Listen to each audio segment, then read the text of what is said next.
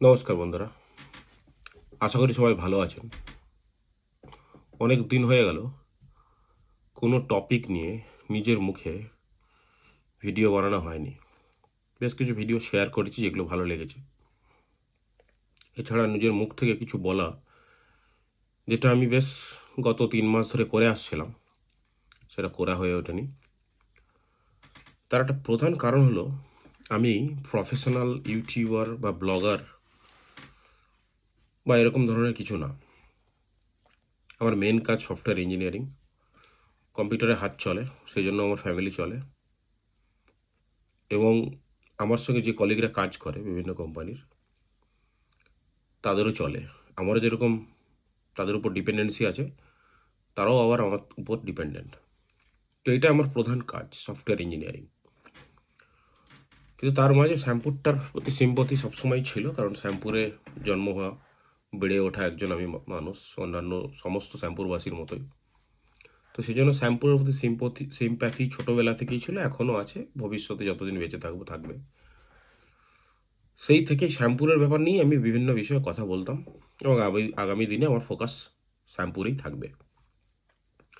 সেই জন্য বাহ্যিক অনেক রকমের বিষয় ঘটলেও আমি বিশেষ কিছু মন্তব্য করি না। যেমন নিট জয়েন্টের পেপার লিক নিয়েও একটা ঘটনা ঘটেছে, সেই নিয়ে ফেসবুকে বা বিভিন্ন জায়গায় আমাকে অনেকে মন্তব্য করেছে, দাদা আপনার কাছ থেকে আশা করছিলাম এই ধরনের কিছু ভিডিও বা বিয়ে করতে। তো আমি আগেই যেটা বললাম, যে প্রফেশনাল ব্লগার না আমি, তাও অবশ্যই এই ব্যাপারগুলো নিয়েও কোনো না কোনো দিন বলবই। কিন্তু যেহেতু আগেই বললাম যে শ্যাম্পুরটাই আমার ফোকাস, অনেক দিন গ্যাপ হয়ে গেলেও সব কিছুই দেখছিলাম, শুনছিলাম, কানের মধ্যে আসছে এবং চোখেও পড়েছে অনেক কিছু। তারপরে বিদেশ চলে আসলাম, কিন্তু মনের মধ্যে শ্যাম্পুর ছিল, আছে এবং থাকবে। তো সেই কারণেই শ্যাম্পুরের বিভিন্ন বিষয় নিয়ে খোঁজখবরও রাখছি, এবং আগামী দিনেও যে ইস্যুগুলো থাকবে সেগুলো নিয়ে কিছু চর্চা আমি করতে চাই। এবং সেই কারণে ইউটিউবে একটি চ্যানেল খুলেছি, শ্যাম্পুর চর্চা এই নামে। আপনারা এই মুহূর্তে স্ক্রিনে দেখতে পাবেন শ্যাম্পুর চর্চা নামের একটি লোগো, এবং আমার চ্যানেলের যে লিঙ্কটা, সেটা আমি ফেসবুকের মাধ্যমে দিয়ে দেবো, আপনারা ফলো করতে পারেন। তো কোনো কিছু বিষয়ে কথা বলার থাকলে, কোনো টপিক নিয়ে আলোচনা করার থাকলে, আমি শ্যাম্পুর চর্চা ইউটিউব চ্যানেলে দেবো, এবং অবশ্যই ফেসবুকের মধ্যে তো থাকবেই আমার ভিডিওগুলো। এবং মূলত একটা মনোলগই থাকবে, মানে আমি নিজেই কিছু টপিক নিয়ে বলবো, যা তথ্য আসবে সেই তথ্য অনুযায়ী আমি আমার ইনফরমেশনগুলো দেবো। এছাড়াও ভবিষ্যতে যদি শ্যাম্পুরের কোনো শুভানুদ্যয়ী ভালো ব্যক্তি, সেটা ডাক্তার হতে পারে, সমাজসেবী হতে পারে, প্রফেসর, টিচার বা স্পোর্টস পারসন কেউ যদি হয়, তার সঙ্গেও সেই যে বিষয়ে আলোচনা করবো সেই বিষয়ে তাকে নিয়ে এসে লাইভ কোনো আলোচনা বা রেকর্ডেড কোনো আলোচনা, সেটা অবশ্যই প্রকাশ করব। তো শ্যাম্পুর চর্চার প্রথম বিষয় যেটা আমি পার্সোনালি ফিল করেছি, এবং আমাকে অনেকে বলেওছে যে দাদা এই বিষয়টা নিয়ে একটু কথা বলুন, তো সেই প্রথম বিষয় যেটা আমি চুজ করেছি সেটা হচ্ছে নাউলহাটের রাস্তা। দেখুন, শ্যামপুর থেকে আমাদের দুটো রাস্তা আছে যাওয়ার, একটা উলুবেড়িয়া আর একটা বাগনান। মূলত শ্যামপুর 1 ব্লকের যারা আছে তারা যদি উলুবেড়িয়া যেতে চায় এই রাস্তা দিয়ে যায়, আর যদি বাগনান যেতে চায়, শ্যামপুর 2 ব্লকের প্রায় সবাই বাগনানের রাস্তা দিয়ে উলুবেড়িয়াতেও যায়। বেশিরভাগ এদিকে শ্যামপুর মোড় থেকে আসে না। তো যারা বাগনান যায় বা শ্যামপুর 2 এর যারা যাত্রীরা প্রতিনিয়ত যারা যাতায়াত করেন, তাদের জন্য দেওড়া এবং নাউল, এইগুলো একটা মেন জাংশন শ্যামপুর থেকে বেরোনোর এবং শ্যামপুরে আসার। বিশেষ করে নাউল হাটের যে সরু রাস্তা, এটা খুবই একটা বিরক্তিকর সিচুয়েশনে দাঁড়িয়ে আছে।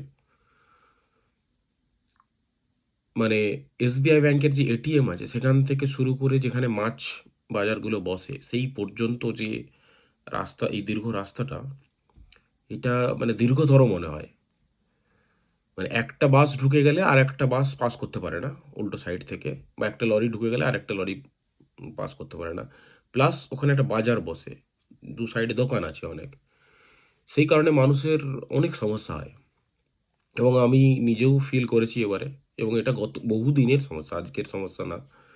এটা নিয়ে হয়তো কেউ এইভাবে বলে ওঠেনি মুখে, আর চর্চা যেটা হয় করতো। কিন্তু এই সমস্যাটা নিয়ে আমাদের একটু ভাবা উচিত, এবং আমার ব্যক্তিগত মতামত যে নাউলহাটের এই রাস্তাটি ইমিডিয়েট সম্প্রসারণ করার দরকার আছে। একটু চওড়া হলে মানুষের সবার সুবিধা হয়, এবং চওড়া হওয়া মানে এটা নয় যে হঠাৎ করে দোকানদারকে তুলে দিয়ে করা। কিছু একটা চিন্তা ভাবনা সবাই মিলে বসে আলোচনার মধ্যে কিভাবে দোকানগুলোকে একটু পিছনে করে বা তাদের একটা পুনর্বাসনের ব্যবস্থা করে রাস্তাটাকে চওড়া করা যায়, যাতে মানুষেরও সুবিধা হয় এবং যারা দোকানদার আছেন তাদেরও প্রবলেম না হয় আগামী দিনে। এবং এই জায়গাটার মধ্যে শুধু যাতায়াত নয়, কোনো ধরনের ব্রেক ফেল বা কিছু একটা ঘটনা ঘটে গেলে একটা বড়সড় অ্যাক্সিডেন্ট হয়ে যাবে। তো সেই কথাটা মাথায় রেখে এবং বিভিন্ন লোক, বিভিন্ন বন্ধু-বান্ধব বা পরিচিত অপরিচিত বিভিন্ন লোকের মুখ থেকে শুনে এটা মনে হলো আমার যে নাউলহাটের এই রাস্তাটা নিয়ে একটু চর্চা করা দরকার আছে। আমার কাছে এই মুহূর্তে ওই জায়গার ভিডিও, জ্যামের ভিডিও বা ফটো এরকম কিছু নেই, শেয়ার করতে পারছি না। কিন্তু প্রতিদিনই জ্যাম সৃষ্টি হয়। কেউ যদি ভিডিও করে, ফটো করে আমাকে পাঠায়, তাহলে আমি কিন্তু সেই ভিডিও, ফটো আপলোড করে দেবো বা দেখাবো যে হ্যাঁ, সত্যিই নাউলহাটের প্রবলেমটা কী। এটা আমরা সবাই জানি শ্যামপুরবাসীরা, আলাদা করে বলতে হবে না।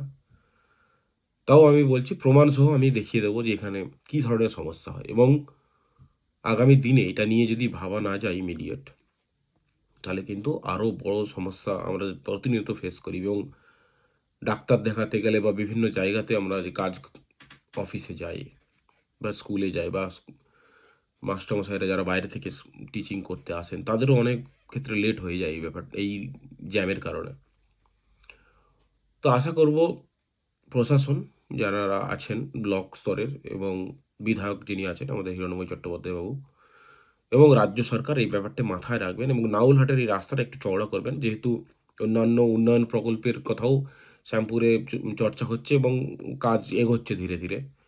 আশা করব এই প্রকল্পটা, বিশেষ করে নাউলহাটের রাস্তাটা চওড়া হয়, এবং আরও অন্যান্য বেশ কিছু জায়গায় এরকম আছে যেগুলো একটু বাধার সম্মুখীন হতে পারে মানুষ। সেই রাস্তাগুলো একটু চওড়া করে সম্প্রসারণ করে যদি ঠিকঠাক করা যায়, তাহলে শ্যামপুর থেকে বাগনান এবং উলুবেড়িয়া যাওয়ার রাস্তা দুটোই সুগম হয়। এই বলে ভিডিওটি শেষ করব, বেশি কিছু বলবো না। এছাড়াও অন্যান্য টপিক, যেটা আমি হসপিটাল নিয়ে আলোচনা, মানে যেটাতে বসেছিলাম আন্দোলন, সেই টপিক সবসময়ই আছে, মুখে কিছু বলতে হয় না। অনেক সময় চলাফেরা বা সাইলেন্সও অনেক কিছু বলে। তো সেই জন্য আগামী দিনে অবশ্যই এটা সবারই একটা বড় ডিমান্ড শ্যামপুরের বুকে। আগামী দিনে অবশ্যই আমি ভিডিও বানাবো এবং আগামী দিনে আমি বলবো যে কেন আমি এখানে থাকা অবস্থাতেও শ্যামপুর হসপিটাল নিয়ে এত মাতামাতি করলাম এবং এত প্রয়োজন, এবং সেটা কেন ভবিষ্যতেও সেটাই আমার প্রয়োজন। আমার শুধু না, আমার মুখ থেকে হয়তো আওয়াজটা বেরিয়েছে, কিন্তু সবারই ডিমান্ড যে একটা বড় সুপার স্পেশালিটি হসপিটাল এবং আলটিমেটলি মেডিকেল কলেজই চাই শ্যামপুরে। সেটা কেন আমি করলাম সেটা অন্য একদিন ভিডিও বলে জানাবো। আজকে রাখি, ধন্যবাদ, সবাই ভালো থাকবেন।